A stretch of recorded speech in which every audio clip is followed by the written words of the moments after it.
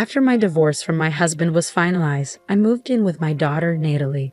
About 6 months later, something unexpected happened. It was my day off, and I was relaxing at home with Natalie when I got a call from my mother.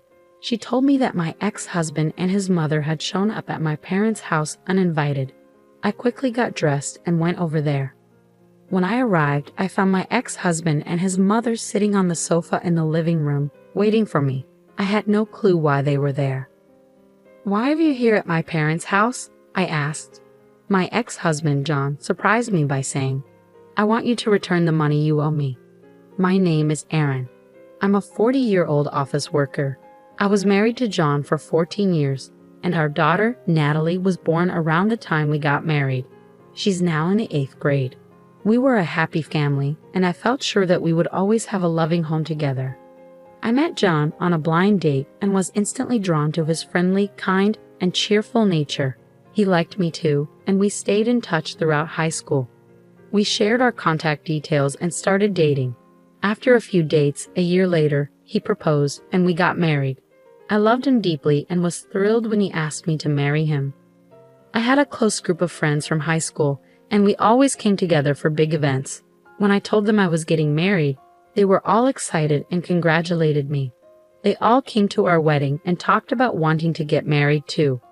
Over time, one by one, all my friends from the group got married, and eventually, everyone in our circle was married. We laughed and joked about how our group of friends had all suddenly become adults, with everyone now being married. Then, when I got pregnant, my friends started getting pregnant too, and before long, we had turned into a group of moms. It felt like we were all going through life together, and I knew we would stay close friends forever. I was happy being both a wife and a mother. I also enjoyed my job. After college, I started working in the planning and development department of a big company, and my days were very busy. The job was challenging but very rewarding, and I learned something new every day. One of my mom friends, who stayed at home, once told me, "You're really a workaholic, Aaron, but you also have a great family life. It's like you have two lives or something." My friend says I'm a very strong woman, but I really wish I had the endless energy of a strong man. Both John and Natalie helped me unwind and relax at home after a long day at work. When I got home, I would say, "I'm home." Natalie would respond with a cheerful, "Oh, Mommy, welcome home." When she was younger, she would greet me with a big smile and a hug, which made all my tiredness disappear for the day. John would also help me relax. After Natalie was born, John quit his job and started working part-time so I could continue working at my company. He took a job at a cafe and took care of picking up and dropping off Natalie. When I came home, he always had dinner ready. After a long day at work, it's tough to cook, so coming home to a hot meal was a huge relief. John's cooking helped me feel relaxed and refreshed. I would take baths with Natalie and we chat about our day. My life was fulfilling both at work and at home. I could manage it all because John and Natalie were so supportive of my job. Their kindness made me even more dedicated and passionate about my work, and as I achieved good results, I got promoted.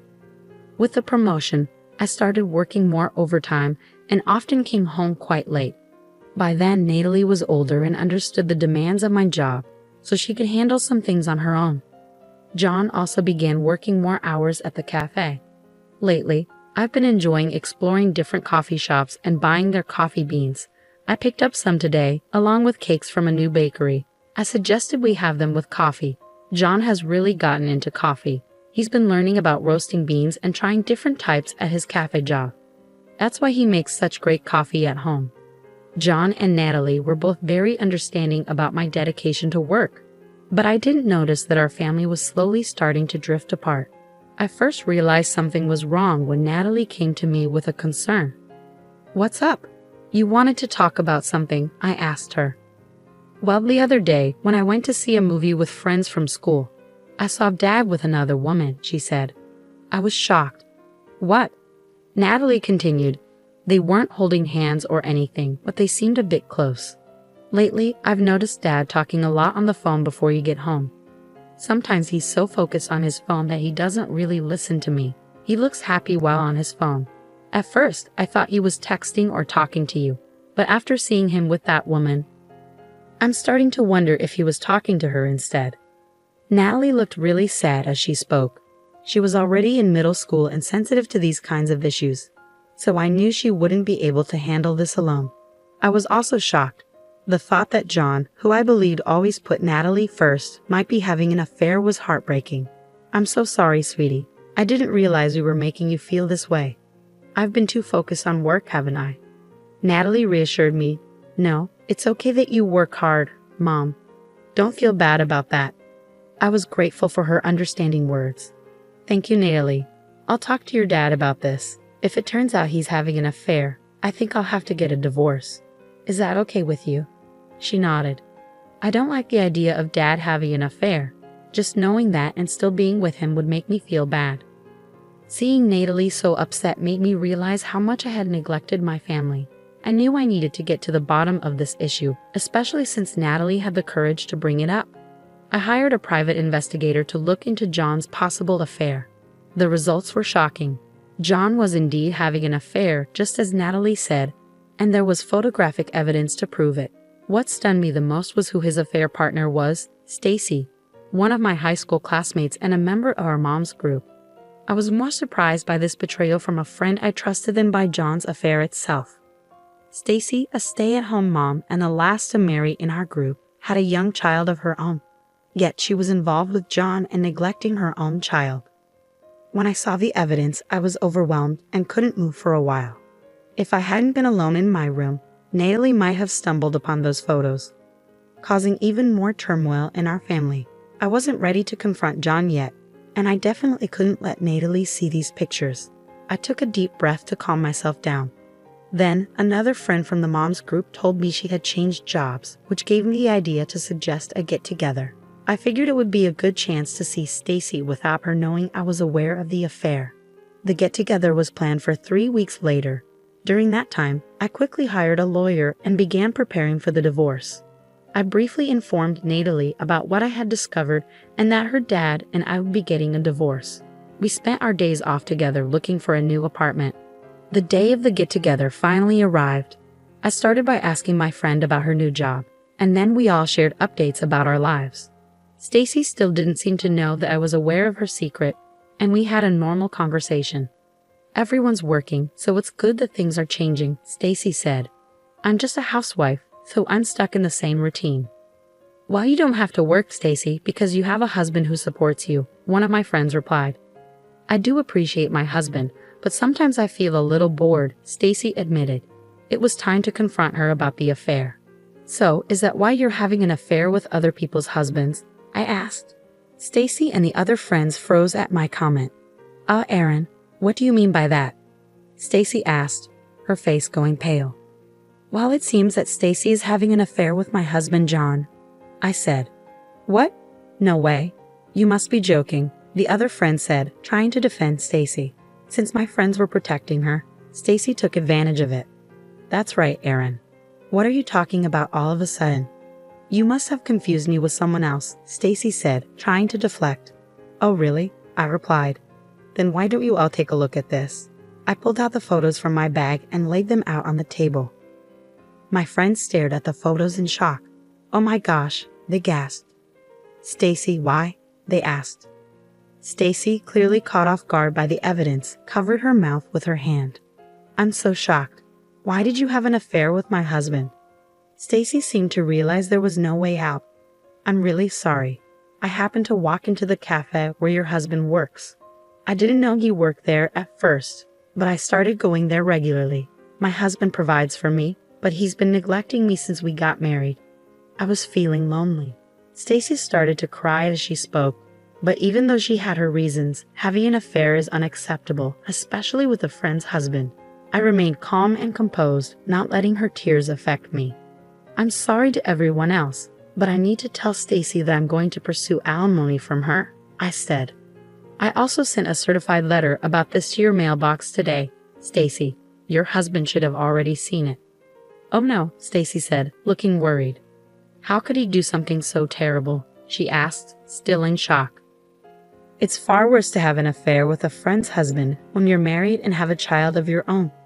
You need to face the consequences and make amends for what you've done, I said. Stacy turned pale and nodded.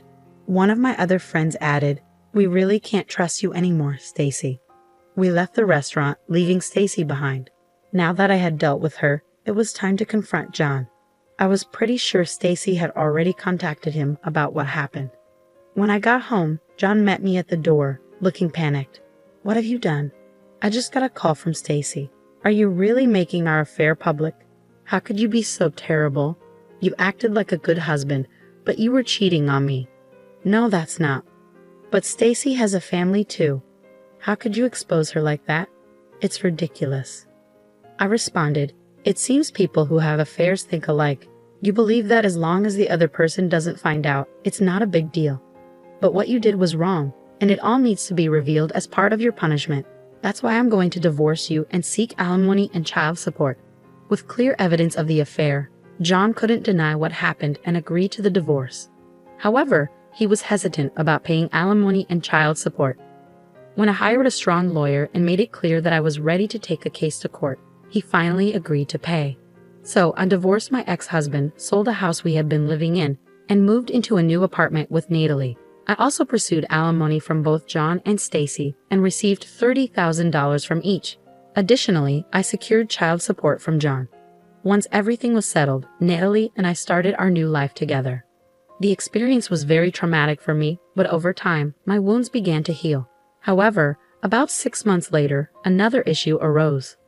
I was relaxing at home with Natalie on my day off when I got a surprising call from my mother. She told me that my ex-husband and ex-mother-in-law had shown up at my parents' house and forced their way in without permission. My father was out, so my mother called me in a hurry. I quickly got ready and went to my parents' house. When I arrived, my ex-husband and ex-mother-in-law were sitting on the living room sofa waiting for me. I had no idea why they were there. "What are you both doing here at my parents' house all of a sudden?" I asked. My ex-husband then shocked me with his next words. "I want you to give me back the money you owe me." "Huh? I never borrowed any money from you. I paid $15,000 for our wedding, remember? You were the one in charge of the wedding, so that money was lent to you. Now that we're divorced, you're claiming it was all a fraud. Honestly, I could sue you for marriage fraud, but for now, all I want is that $15,000 back as a settlement." He made an unreasonable request. My ex-mother-in-law also insisted that I pay him as soon as possible. After the divorce, I knew that John had taken a full-time job at the cafe where he used to work, but the pay there wasn't much. It seemed he was struggling financially, which might explain his unreasonable demands. Well, let me remind you that we both were equally involved in the wedding, and I paid more of our living expenses than you did. So $15,000 is just a small part of what I contributed. Don't bother me with such unreasonable demands. I tried to get them to leave, but they didn't budge. Just then, my father came home. He had apparently received a call from my mother and rushed back. "What are you guys doing here?" my father demanded.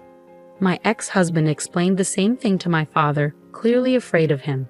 My father listened quietly but was clearly furious and shocked by John's unreasonable demands. "It's your fault for having an affair in the first place. If you're going to make such outrageous demands, get out of here," my father said. He tried to kick them out, but my ex-husband fell to his knees and begged, "Please, Aaron, lend me money. Not only are you demanding alimony, but Stacy's husband is also after me and I can't afford it. Even $10,000 would help." It was shocking to see him begging for money in such a situation. I told him coldly, "No, I can't do that.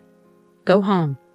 But my ex-mother-in-law insisted, "You're also responsible for what happened. You should lend him the money." The situation was escalating, so my father said, "Fine, I'll get the money. Just wait here," and went to another room. "Hey Dad, what are you doing?" I hurried after him, and my father grinned. "Well, I have plenty of money. Since we have it, why not give it to them?" he said, opening the closet and pulling out some cash. This should be interesting, I thought. My father put the bills in an envelope and handed it to John. Satisfied with the fake money, my ex-husband and ex-mother-in-law left with pleased expressions. As soon as they were gone, I locked the door and called the police. The two must have realized the money was fake as soon as they stepped outside, because they came rushing back, banging on our front door. "Hey, what's going on? This is Monopoly money. I don't want this fake cash," John shouted angrily. I laughed and responded through the door. "Since we have so much money, I thought I'd share it with you." John exclaimed, "You've got to be kidding," and started banging even harder on the door, kicking it with his feet. They didn't realize their actions were only making things worse for them. As John and his mother were kicking the door, the police arrived and caught them in the act. Neighbors gathered around, and many witnessed John and his mother getting arrested. In the end, John didn't get any money but was fined for the arrest and had to pay for the damage to our front door. Additionally, one of the people who saw the arrest was a regular at the cafe where John worked, and news spread quickly. As a result, John was fired from his job. Now, John is struggling to find work and has moved back in with his parents. His in-laws are covering his alimony and child support payments for him. I've also filed a restraining order against my former in-laws. If anything happens, my family can call the police, and they will respond immediately. Now I'm happier than ever with Natalie. I'm committed to working hard and enjoying watching my daughter grow up. Thank you for watching until the end. Please subscribe to our channel. See you in the next video.